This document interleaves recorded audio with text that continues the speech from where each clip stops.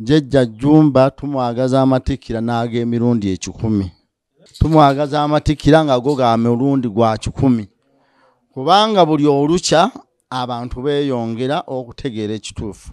Buli olukya abantu bava mu buwambe bw'amadiini ababawamba ne bategeera obuwangwa bwabwe n'enzikiriza n'ennono.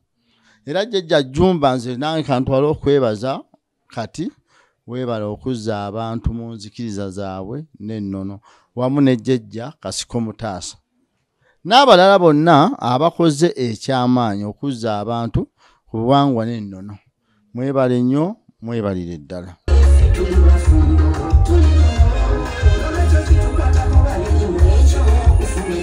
Zelujja omulungi atulaba okwetoloola ensi yonna mbabuzaako n'ebibazo okubanga mugoberera video zaffe ez'enjawulo. Olunaku olwaleero twegasse ku Jjajja Jjumba Lubowa Aligaweesa bawasenga kulannama omubwati ye waawo anyumye mu ntebe yeeramula. Entebe beekoletie entebe ey'obwassaaba kabona Namulondo ya baffe Ssaabasajja Kabaka wa Buganda. Baffe Ssaabasajja Kabaka yekka mu nsi yonna yatula mu ntebe eyitibwa Namulondo. Nze ntudde mu ntebe ya bajjajjange ekulembera ey'obwassaaba kabona ekulembera enzikiriza y'obuwangwa n'ennono. Entebe eno nga bw'olaba entebe Bishop mwatuula kaakati nange y'entebe mwentudde. Nga bw'olaba entebe Paapa mwatuula nze Paapa w'abaddugavu. Siri wa Uganda. Oli Paapa w'abaddugavu. Era kyova olaba nga ntambula amawanga gonna. Ate singa ndi wa Uganda ekyalibadde kintwala mu mawanga amalala kiki. Abantu bakola ensobi n'agamba nti oyo Ssaabakabona wa Uganda ate n'ekyo ne bakijjako ne bagamba Ssaabakabona wa Buganda. Nedda basebo ne bannyabu nze ndi Ssaabakabona w'ensi yonna. Ate Lujja kankubuulire. Lujja nze ndi musician. Oli muyimbi? Ndi musajja muyimbi, ndi musajja artist. Omanyi artist asinga ku musician. Aba ayinako ekintu asinga ku muyimbi, aba ayinako aba muwandiisi, aba ayina ebivuga by'amanyi okkuba ate nga muyimbi. Kaakati nze ndi ekyo. Ye waawo. Tujja kutuuka waawo. Era mukulu Lujja njagala okutegeeza Caviton Music eno giraba. Eyina title nti Caviton Music. Kati Caviton Music eno ekyalina ekintu kyeyina okukola okwata ku music wa Ssaabakabona Jjumba Lubowa Aligaweesa. Tugenda kumukwatako paka lasti. Kati katusooke tukuliseeyo mu ggwanga erya Bungereza kuba tusembayo ng'abantu bamanyi gwe ne mukyala wo mwolekedde. Bungereza twatambula bulungi ne senga kulannama ebintu twabirya bazungu twabalagula abantu twabaza ku buwangwa bwabwe abantu twabatwala mu bifo by'obuwangwa n'ennono abantu twabatwala mu bifo by'obujjajja era abantu bongera okutegeera nti abantu basamira. Wabula bwe twakomawo mukulu Tono yabadde eggulu nga naawe bikutwalaganya ne tutasobola kulabagana naye twakomawo ng'ennaku z'omwezi 13 lwe twayingira mu ggwanga ne tukomawo ne tukwataganya amatikkira g'enzikiriza y'obuwangwa naki n'ennono. Era tubadde mu matikkira naye mu matikkira gano ag'omulundi ogw'omunaana nze natikkirwa ku lusozi Walusinsi. Olusozi Walusi eyo ye wali jjajjaffe omusiige Ssebyayi Kyabangi. Omusiige Ssebyayi Kyabangi mwaka gwa 62 yaddamu okubikkula emyaliiro egikola ensi eno. Omulembe guno gwe tulimu baguyita omulembe omutinzi Kyusansi nga guva mu nsi eyo yali egenze mu mulembe omuganda nga gugenze mu Wawa nga guvudde ku nkola y'abajjajja baffe baasindika nnabbi waffe omusiige Ssebyayi Kyabangi okuddamu okubikkula emyaliiro gy'omwana w'omuddugavu. Ekyo yakikola n'akulembera enzikiriza eno okuva mu 62 okutuuka ng'ennaku z'omwezi 24 omwezi ogwokutaano omwaka 2017 n'entuuzibwa ku lusozi Walusinsi nga jjajja waffe oyo aseeredde emyaka 10. Naye waaliwo abalonde bakabona ne bannabbona. Kati 2017 ojja kunoonya Ssaabakabona yatambulira mu helikopita n'atambula n'agenda ku lusozi Walusinsi n'atikkirwa. Era amatikkiro ago gaaliko Professor Buddy Hall gwaliko amawanga 37 gasobola okukiikirira olukalu lw'omwana w'omuddugavu. Kati ebintu bino si byetuuma bwetuumi, naye omugolobereza ndaba olwaleero ayinza okulowooza sajja yeetuuma entebe akola ki? Bwe kito bwe kiri. Kyendi. Ongabye amatikkira g'obuwangwa n'ennono ne wabirawo n'amatikkira agago byawukana. Amadda ga jjajjaffe Ssewamala ensi eno yali yagenda n'omulembe gw'abazunzi oba ogw'abazungu oba ogw'amadiini. Kakati bwe byagenda ng'ensi eyonoonese amadda nga bw'ogamba nti yakomawo okubikkula emaliro oba yakomawo okuzza ensi eno ekisonyiwo.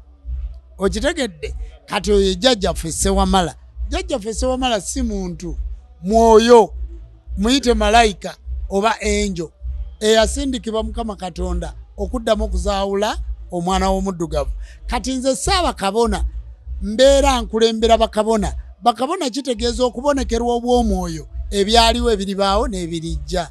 Kati enjawulo abantu babitabika nti Lujja aleese omusawo w'ekinansi ku Capital Music yamuleese ku Star TV, naye ekituufu nze siri musawo wa kinansi kyokka.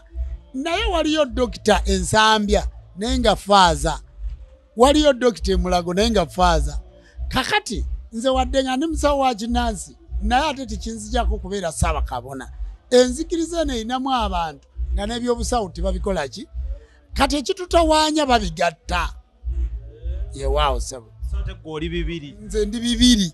Ndi musawo wa kinansi, ndi bba wasenga kulannama, ndi musician, ate ndi Ssaabakabona. Oli bingi. Olwaleero oyinza okusanga Pastor Bujingo naye si muyimbi, ate Pastor Bugembe pastor ate musician. Kakati byaki? Byanjawulo. Kati zokombuuli omukyala aliriddawa. Ani Senga Kulannama? Senga Kulannama abadde wano akikubye n'akola ebintu byonna, naye agenze kusinkana Bisaso Pepe, agenze kusanga baana yanzaalirayo nakono kwa bebi akato kempita kayongeza yakanyongeramu nali mugaba baana basatu nanyongeza yakanda ambaye nyongeza kana kakayongeza kanajumba. Wow. Kati yabeera ki? Senga Kulannama yali president general w'abasawo b'ekinansi ng'akulembera ebibiina ng'agatta ebibiina ebisikola abasawo b'ekinansi ebibiina 32 nga president general. Kati yawummula obukulembeze era ekifo kya president general yakikwasa omukyala omulala. Yasigala kubeera mukyala waka. Yasigala mukyala waka afumba mama Bisaso. Ali mu kufumba kola mirimu n'abaana be. Mukyala Jjajja Jjumba, mukyala Ssaabakabona, era emirimu gye mikulu aweereza bufumbo bwe nga advisor. Naye n'okwadvisinga alwawo. Ye yakulembera emyaka 6 n'awummula. Ajabba mufuzi mulungi ate entebe. Kakati yate entebe era n'agigaba. Yate entebe era n'agigaba era gwe yagigabira bamuyita Nalongo Nansamba Mutongole. Waaw. Kati tuyisemu mu mukolo guno ogw'amatikkira gubeera gutya mu kifaananyi? Omukolo gw'amatikkira mu kifaananyi twatandise n'amadda ne tutandika n'okugabula ebibala ne tukwakoza akasiki twawanisa ebbendera twakoze emikolo mingi egy'abajjajja baffe amakyusa kuba omukolo guno guliko n'ekisiibo kye tuyita okwetukuza. Kati ekisiibo ekyo kigenda okuggwa ng'ate tuyingira omukolo tuba tufundikira omwaka omukazi nga tudda mu mwaka omusajja. Kati omukolo gwo gulimu ebintu bingi. Mwasiiba ddi? Twasiibanga ennaku z'omwezi, twasiiba ennaku 40, tubala ekiro n'emisana. Kati olwaliro 25 twolako ennaku 20, olwaliro 24 twolako ennaku 20. Ojja kufuna deeti gye twasiiba ebadde ekyanvudde mu mutwe naye nga we twatandikira. Emabega gye tuvudde mubadde mulina enteekateeka ey'okukola TV ng'ab'obuwangwa n'ennono n'ebintu ebirala, empapula z'amawulire mutuuseewa? TV twagikola naye ya online TV bagiyita Nnono TV. Ennono TV tulina SK7 Media, tulina olupapula lw'amawulire lwayita Ennono era twalukola. Era ku mulundi guno era twafulumiza amawulire naye ku luno twakolaganye n'ekitongole kye bayita Muzinge kyekyatufulumizaako kubanga amawulire g'obuwangwa n'ennono gali brief gagenda mu buwangwa naki naye Muzinge ali worldwide atambula ensi yonna kati kampani gye twakolaganye nayo bagiyita Muzinge yatusaba ewandike ku matikira ag'omulundi guno era afulumiza obutabo nga 100 naye nkiwa bwaweddewo dda obwa Muzinge akatabo kenjogerako kano ke bayita Muzinge nga bw'okalaba booti kati akatabo kana ka Muzinge kawandiise ku matikira ag'omulundi ogw'omunaana era ne kawandiika ne ku muyimbi Jumba Lubowa aligaweesa ate ne kawandiika ne ku bujjajja era akatabo kana ka Muzinge tikaakomyeko kokka ne kawandiika enzikiriza eno gyevudde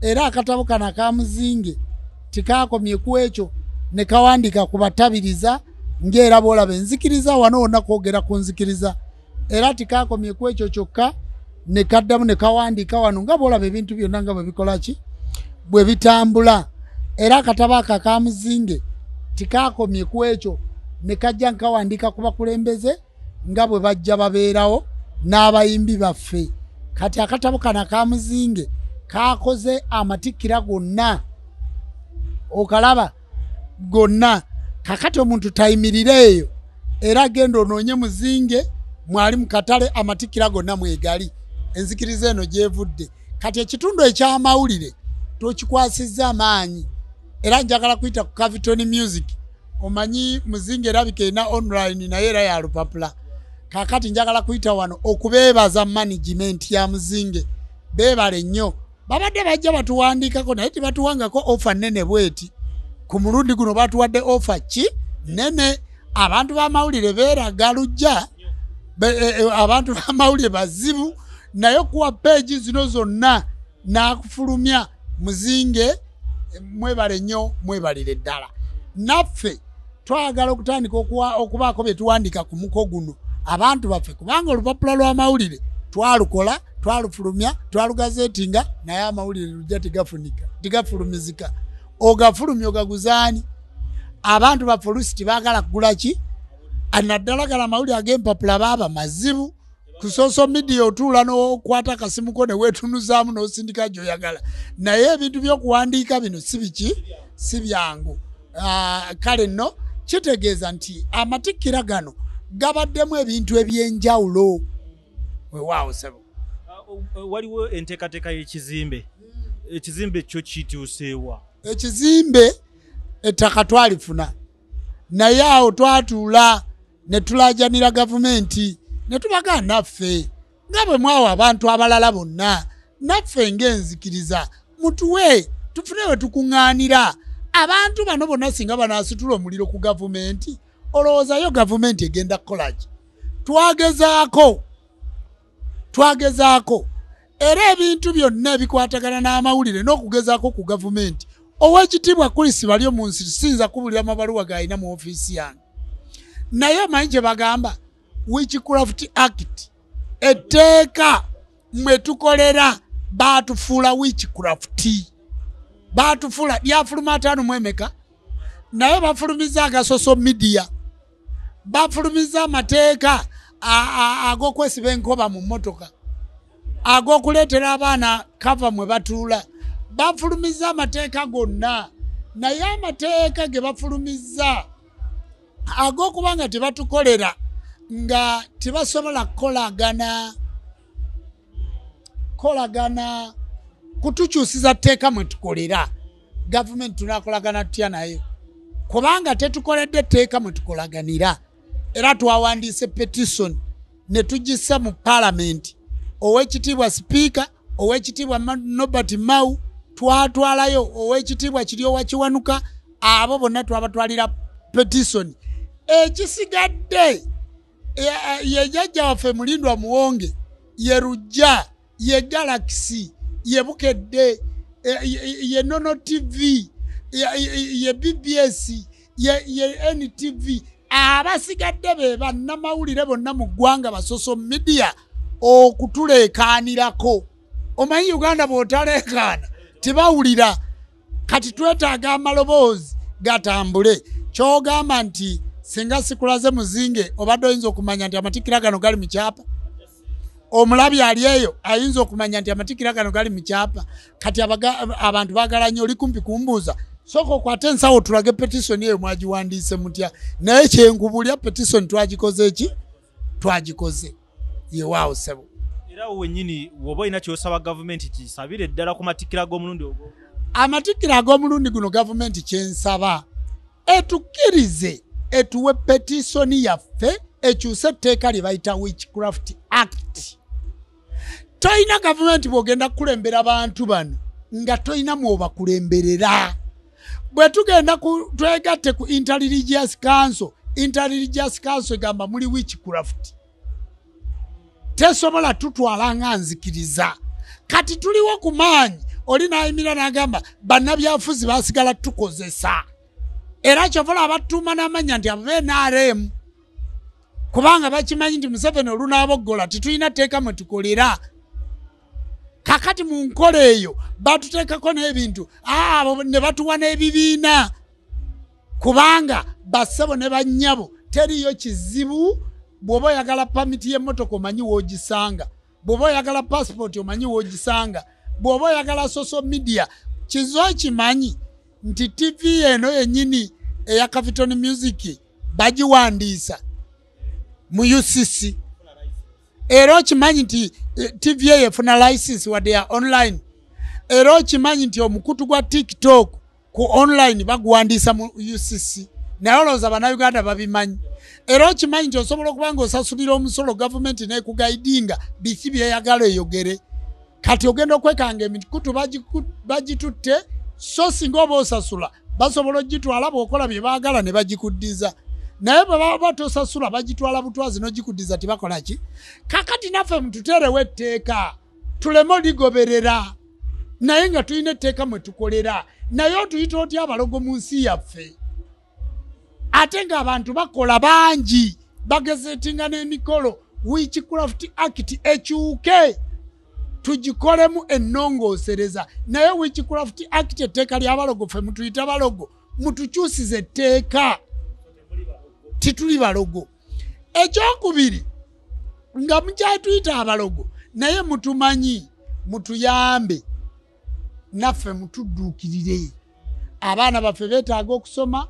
Tuyina abantu abalwadde, tuyina abasawo b'ekinnansi abatakyasobola kulagula nga bakadde, tuyina abasawo b'ekinnansi, tuyina abantu ab'enzikiriza y'obuwangwa n'ennono, ekibiina kinani government organization enzikiriza y'obuwangwa n'ennono Tourism Face. Kati mutuyambe tulabe kye tuyinza okuyamba ku government nammwe kye muyinza okukola ki otuyamba. Mutusindika mu Ministry ya Culture. Ministry ya Culture erimu balokole. Mutusindika mu Ministry y'abavubuka. Balamu yafuuka mulokole.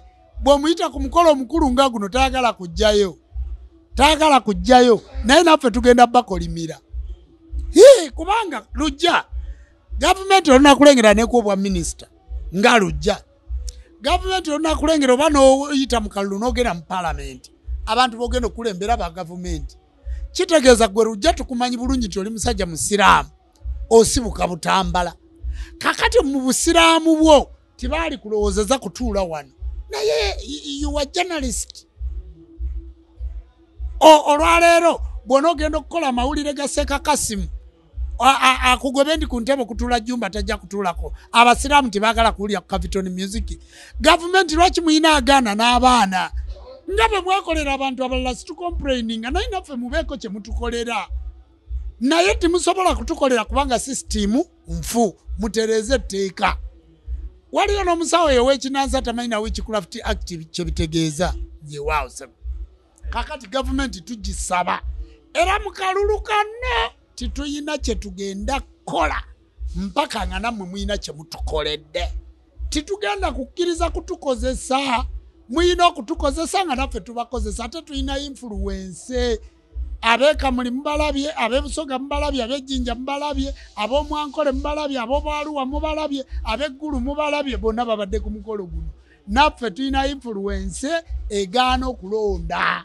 Naye siwulabo nga Capital Music Jumba nga artist. Jao tutule twogere ku artist. Wawandiika otya? nze Sebatta wakaco kano mu kuyimba engoma waluwandiika otya wakeera otya n'oyimba oluyimba lubayita ekitamu wali otegeeza ki lwaki wakuba stress owandiika otya ennyimba waziwandiikirawa okuyimba wakutandika ddi nsabayo sebo ka program genda kuwa interview twogere ku award z'ebulayi ate otubuulire aba wano kati balina kukola kyabategeka za award kati olwaleero bw'obadde otunuulira olabyemu senga kulanama tomulabye kubanga ngenda kutambula ne mukyala wange kati kitegeeza naye olina omumutegeka bwana akutega bona ogenda ku stage nga tosobola kuperforminga naye anaafuna atya vibe kyova olaba yayimba akayimba naye ng'ebbeere mu biseera ebyo jangu nkubuulire ddala olaba ekyo eryagasakala olinga kulannama pulaani nkuwazawuwa jumba okumufunanga n'ekyogonaaba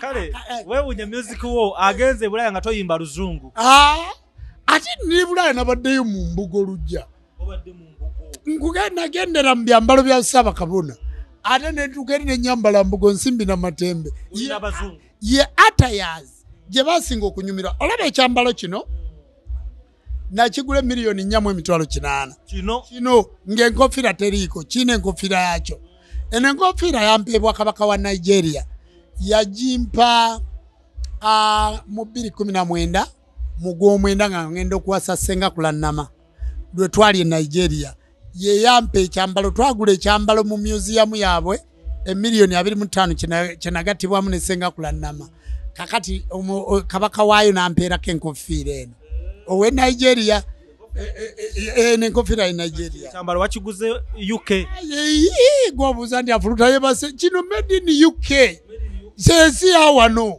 nagenze w'omuzungu nanoonya matiri ennungi nampima nantungira nantungira Ssaabakabona style no style yake bay kiriko ono golodi tumulaba tokirengera bakikoze mu golodi kikyo kya bay tokirengera miliyoni nnyo zambadde zino nyamu $8,000 kubanga nze sijja kugamba ti ekyambalo kino kya $10,000,000 sijja kugamba ti kya $5,000,000 sijja kugamba nti ekyambalo kino kya $2,000,000 nze saagala kulimba ekyambalo kino nakigula $4,800,000 mu ssente za Uganda kyambalibwa ba Ssaabakabona era ate lujja Ssaabakabona nandi ebikola Ssaabakabona tebimukola kati nze bwonkubira essimu ngikwatira wano simuyonga yanjawulo otegedde eyakanga olugoye yino ozirabye kubulako kompyuta Apple $2.5 biva mu Apple babiweereza nga babiweereza Ssaabakabona ne bwotwala terina kyeba nejajo mayisende zolimu wano wokawoli era nti ndi Ssaabakabona tibeetuuma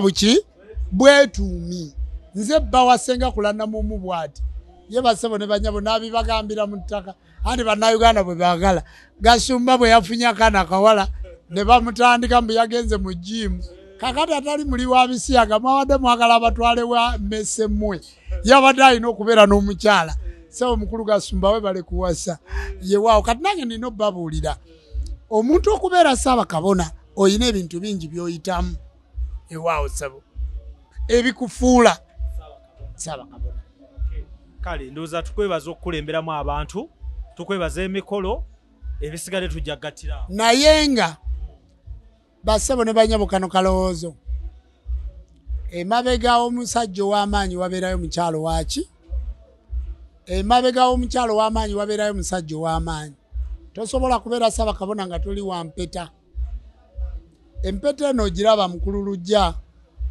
sigijjangako naye kamera eyinza obutasobola kugiraba naye gweosobola okugiraba kwatako empeta ezo nazigula $12,000,000 ziri 2 buli emu ya $6,000,000 tunula munda waayo soma erinnya eririmu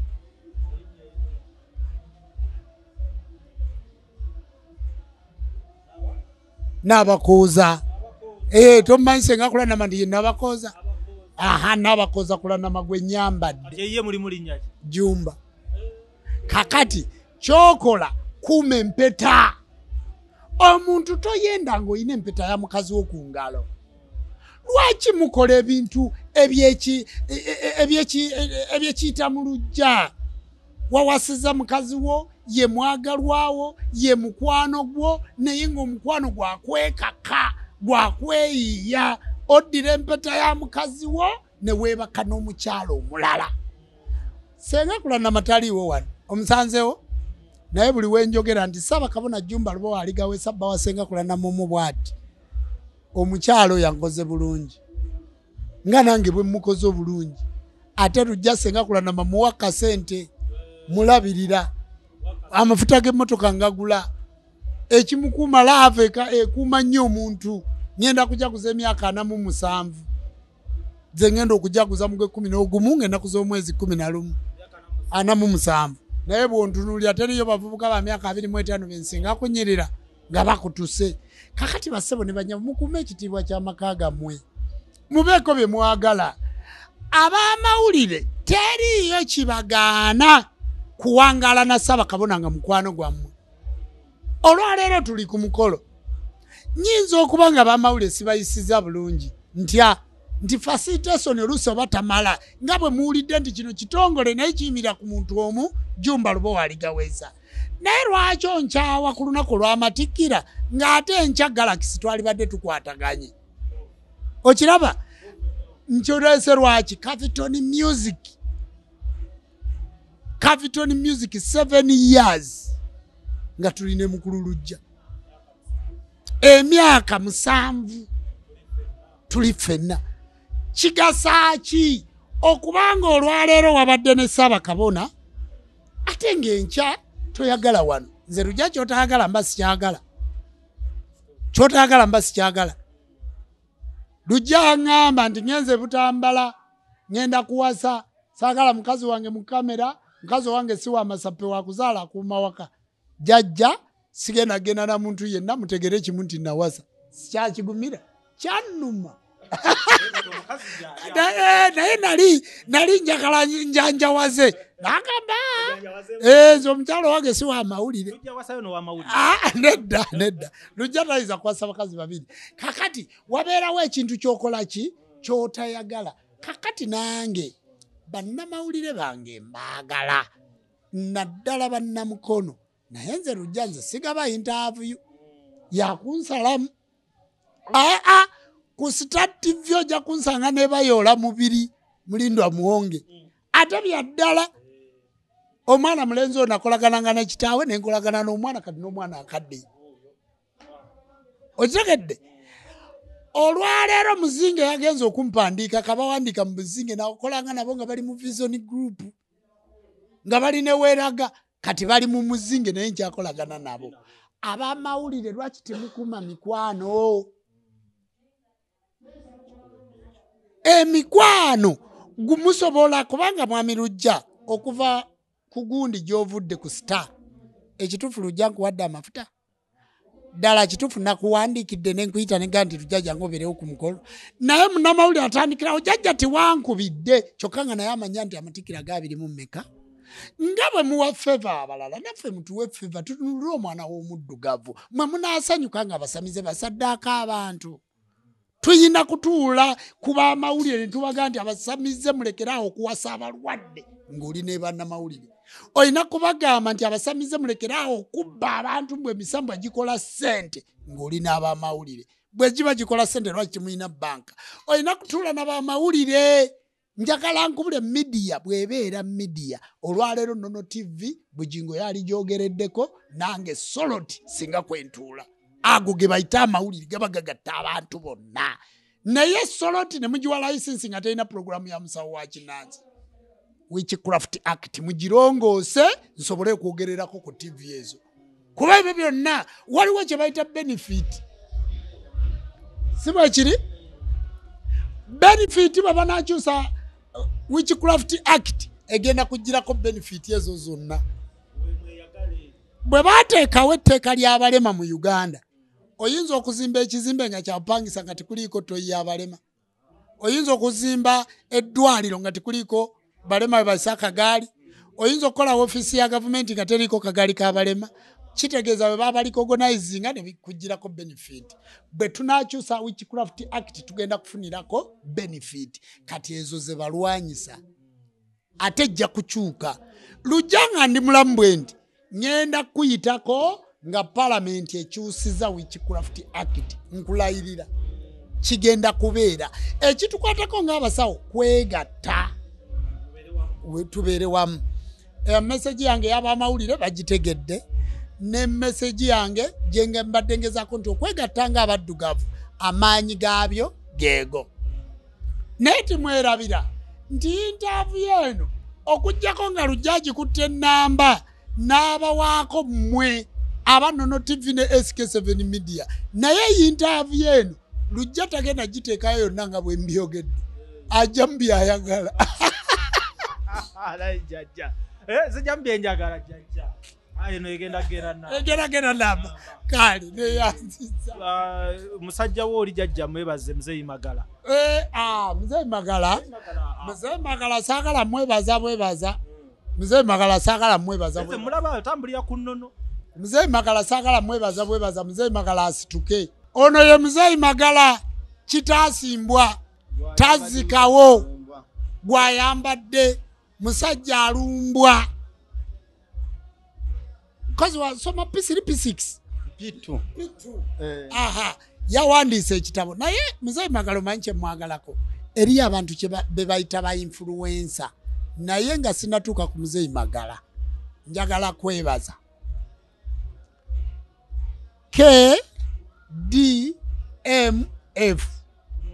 Kabona Kasiko Mutaasa Sabataasa njagala mwebaze nga ndi wano olwa influence gyataddewo eri obuwangwa n'ennono era musabireko ekirwadde ekimuluma ekimulemeseza okubeera ku mukono guno Katonda w'abajjajja amuwa omukisa kubanga abadde mulwadde ate nga ne mukyala we nabbona n'abasumba naye muki nga naye mukosefu abasajja baleero nsenene ziwoomera akayimba manyiiko omusajja waleero nsenene ate musajjawo alina n'omwana mulenzi bamuyitani Ron Genius kakati abantu abo njagala kubeebaza abantu bakwata ensobi za jjumba zaakoze ne beerabira ebirungi byakoze eki musajja oyo naye agezezaako okutumbula ennono okitegedde omusajja oyo agezezaako okutumbula ekitone ky'abayimbi kakati njagala eyo message ndowooza ejja kutuuka eyakabona Kasiko Mutaasa era lwaki tali wano because of sick yes Muzeeyi Magala tukoowoola abantu ekitabo kankibalage Ega Muzeeyi Magala wamanya nti yesimira entaana ate sigimanyi kati no kambabulira ekiraamo kya Muzeeyi Magala ekiraamo kya Muzeeyi Magala nyimba z'abasudde nnya waliwo oluyimba lwe bayita nsonda nnya olwo lwa Kafeero waliwo oluyimba lw'abasudde olw'ababbi ababba ebintu by'abamulekwa abakungubazi Muzeeyi Magala abaana be bw'aba afudde abaana be waali wayambulira engatto oba oli Bulaaya nga tugenda kumutereka tukulinde ogira mbigere wootegeredde nti kitaawo afudde ogira mu biki Muzeeyi Magala taagala nnyo byakumulekaanira ku mufu ayagala abantu be era ffenna tuyinza okujja okuziika ne tubeerawo ng'abaziisi b'ekwano gya Jjajja Magala n'otalaba Tondies Festival yange eyimba n'otalaba ki kubanga ekiraamo kye ffe ab'obuwangwa n'ennono tutuukiriza ekiraamo ky'omuntu bw'aga nti banziika nyimiridde ffe tuteeka ekiraamo kye mu ki naye tekimuggyako nti wabuwangwa naki kubanga alina ennono ye nange nnina eyange otegedde Muzeeyi Magala bw'aliyimirira naga nti Ssaabakabona ankolangako kino era kyenja okukola era bw'aliba takyogedde kubanga ebintu bye byonna bya social media nja kumuziikanga omuwabuzi w'enzikiriza y'obuwangwa n'ennono naye nga ndigoberera procedure ebyo yakoze eki olutambi lutereke olwo kakati ekigambo kino ekitabo bakiyita abaganda abasukkulumu mu myaka 1024 abaganda abaki okuwandiika si kyangu. Mzee Magala yakiwandiise. Mzee Magala yawandiise. Gowa pitu. Mzee Magala bakuwandiikidde wawandiise. Nawandiise. Gowa pitu. Wapitu abamanyi okuwandiika. Kusoma kyatamanyi nga kya Luzungu. Naye n'Oluganda omuntu aba alusoma. Omuntu amagezi azaalwa nago ng'omuntu bino ebisigadde mbikuyamba kusoma n'okusoma omuntu oba okumanya. Kyokusoma kuyamba Luzungu oba okubala naye ebisigadde ozaalwa nabyo ng'omuntu kyekyo ekyobuyigirize si nsonga kati abaasoma katunsaba mbalage nti era nsobola oyo mugenzi basoma. Katabo ogenda kaloti kitabo. Waliwo ekitabo n'akatabo. Obadde kirujja. Akatabo. Mubabo ekisasazi buuku buno obutono. Kyekino ekitabo. Bwe bakutuma akatabo singa otwala kino. Ogutabo. Era gufaanana bwe guti. Era gwe gumu gwe guno. Kati omutwe gwavuddemu ogutabo. Aha. Nova mu katabo n'ogenda mu mutono nnyo. Kakati abantu bano ku Capitol Music mbayita mujje tuwagire ekitabo abaganda abasukkulumu. Mujje tukigule. Byotamanyi kusoma abaana baffe bagenda bisoma. Mwenna mujje tweyiwe ku Setala Bonita. Ekitabo kisobola okugenda ki mu maaso. Date yazitaddeyo dda. Nga 3 ku Lwokutaano olujja. Tujje ffenna ab'obuwangwa n'ennono kuba be nninako access ne bannayuganda abanjagala n'abantu mwenna nga 3 mujje kubanga kino kitabo kya Mzee Magala guno gutabo Mzee Magala gwe yawandiika naye gwange gugwo tugenda kusoma ebyafaayo kitegeeza abaganda atongeddeko emyaka 14 mu maaso abaganda era abaamirembe ginaddawo mu myaka 2 bagenda kunyumirwa nnyo ebigambo ebiri mu kitabo kino kubanga abakakati tibagala kusoma. Rod Makawule yawandiika naka nti gwe bwoba oyagala okumenya omuddugavu backbone wandiika osibe mu kitabo tugende tubamenye enkizi. Kakati ebintu byonna biri mu kitabo. Bino byonna byenjogera obwedda biri mu kitabo naye abantu abagenda e Bungereza tebasobola kutuuka mu bifo bye natuuka naye nga babimanyi naye olw'okuba babiwandiika mu kitabo naye nze nasoma mu bitabo buli bajjajjaffe baatuukira wonna natuukawo era byonna wabiraba. Kakati jjajja awandiise ekitabo jjajja weebale guno omulimu sigu muki era nja guwagira era nakuyise tuwagire omulimu guliwa guno era bannayuganda mbayita tuwagire omulimu guno era bannamawulire mbayita tuwagire Mzee Magala. Mzee Magala si munaku. Mzee Magala si mwavu. Mzee Magala si muyaye. Mzee Magala si mulimba. Naye Mzee Magala talina kyayinza kufuna ku muntu mulala kubanga byayogera biruma. Byayogera bikola ki? Lwaki omusoga wejjako obusoga? Waziika mutabani wa Sudiru? Waliyo. Capitol nagiraba ebintu byonna nabirabira ku mikutu gyammwe. Naye nalaba omuntu ng'abuuza omanyi omwana oyo Muganda engeri gye baazaalibwa Muganda n'ekitaawe Muganda si kituufu. Oli muyindi omunnayuganda. Kati obeera munnayuganda omunyankole, obeera munnayuganda omulugwala, obeera munnayuganda omudaama, obeera munnayuganda omukakwa, obeera munnayuganda omuganda. Fe abatudde wano tuli bannayuganda abaganda abakulemberwa baffe Ssaabasajja Kabaka. Kakati ekitabo kino lwaki kikusinduukiriza emmiimi? Gwe lwaki toddayo n'owandiika eky'omulugwala? Lwaki toddayo n'owandiika eky'omudaama? Omudaama omusukkulu mu myaka 15.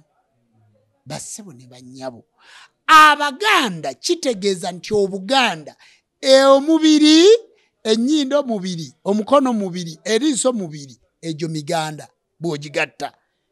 Kakati emiganda gy'emibiri gyegatta n'omuganda gw'emyoyo n'okola ekigambo omuganda. Omuganda aba n'obwamwoyo. Kyebava baga nti naye Lujja akoze ng'atali muganda. Y'ensonga lwaki nanoonya ow'endiga eyatajjajjaawe. Kubanga yakola ng'atali muganda. Kyebava baga nti naye Jjumba Ssaabakabona akoze ng'atali Ssaabakabona. Alinga atali mukkiriza, alinga atali muganda. Okiregedde kubanga be baganda abasukkulumu. Kati empisa zaffe kyogamba nti bwe mbanzimanya abaana bazimanyi bonna tubazaalidde wano, kitegeeza buli maka ga muganda galina okubaamu ekitabo kiriwa. Naye ogenda kulaba abaganda bwe bavulungutana. Kati abatali baganda ogenda kulanga buli omu aguze ekitabo kino anoonya asukkuluma atya asobole okukozesa obuganda okutuukiriza kyakola ki. Olunaku olwo tugenda kwogera kulaga akatabo perekeddwako abayimbi Ronald Mayinja, Sam Masias Walukaga, David Lutalo, Princess Amira, Bizonto Comedy, Hassan Nduga, Batumbeetu n'abayimbi abalala bangi. Era okuyingira emitwalo 5 n'emitwalo 10 emmeeza waliwo y'emiliyoni 2 n'ey'emiliyoni 3. Ku Lwokutaano ng'ennaku z'omwezi 3 ku Theatre Bonita. Kati olaba tusoose wa Mzee Magala tulyoke tugende wa Sitesa Mayanja. Wa Sitesa Mayanja 7 ate no naye nja kubeerayo wa Sitesa. Era Sitesa mugambe nzija anti senga kulannamu mukwano gwa Sitesa ate nteeka okuwagira byawagira kubanga naye awagira Mzee Magala gwempagira. Kakati tuteeka okwewagirira tugenda kubeera ku mmeeri kumande ba journalist mwenna tugenda kuliira wali ku mmeeri ekalangala egenda mawulire tugakola tutambula ate tujja gwe mutuufu ate tujjukire bya Serena interview wagikolera mu nnyanja. Kakati basebo tusooka wa Mzee Magala tudde wa Sitesa tugende wa Nagamanage mu Gw'omunaana tuyina okwewagira ate mu bintu ebyo ovaako situresi kubanze mmanyi nti Mzee Magala agenda tusesa ku olwo olunaku lwonna kuba kati tatusesezza kuba naye alina stress ey'okutegeka omukolo olwaliro tatusesezza bulungi. Ono namuwadde n'omuzindalo okwogera nakati nze mpita abantu nja kwogera ng'ennaku z'omwezi ezo. Nakati omuwadde akazindalo gwemuwuliddayo gedde tajagana kwogera ku kanzu ye aginnyonnyola abantu lwaki kino kyambalo eky'obwamagezi mu nzikiza y'obuwangwa n'ennono eno si kanzu. Kino kyambalo kya kitiibwa eky'obuwangwa bwe bwajjajja Musoke. Obwamusoke agajjajja Jjumba aligaweesa ag'omulundi ogw'omunaana. Jjajja Jjumba tumwagaza amatikkira n'ag'emirundi 10. Tumwagaza amatikkira nga go ga mirundi gwa 10 kubanga buli olukya abantu beeyongera okutegeera ekituufu. Buli olukya abantu bava mu buwambe bw'amadiini ababawamba ne bategeera obuwangwa bwabwe n'enzikiriza n'ennono. Era Jjajja Jjumba nze nange kantwala okwebaza kati weebala okuzza abantu mu nzikiriza zaabwe n'ennono wamu ne Jjajja Kasiko Mutaasa n'abalala bonna abakoze ekyamaanyi okuzza abantu ku buwangwa n'ennono.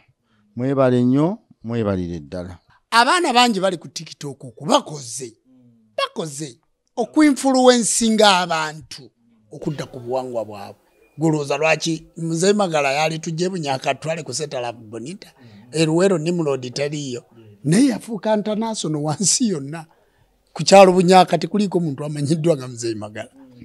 Atugende ku Theatre Bonita tukikube tukigale nange ba David Lutalo mbalabe ba Ronald Mayinja nyizo okuvayo nga mbataddeko ddamula kangende tuleko nabo kangende tuleko nabo bakulabe nawo mbatekeko ddamula Sammasi Walukaga ayimba Lubaale akuluma bwe tumita mikolo gya Lubaale tayagala kujja kubanga munnabyabufuzi katugende twegwireko eyo batukubeko ekifaananyi kimu nga tuli nabo.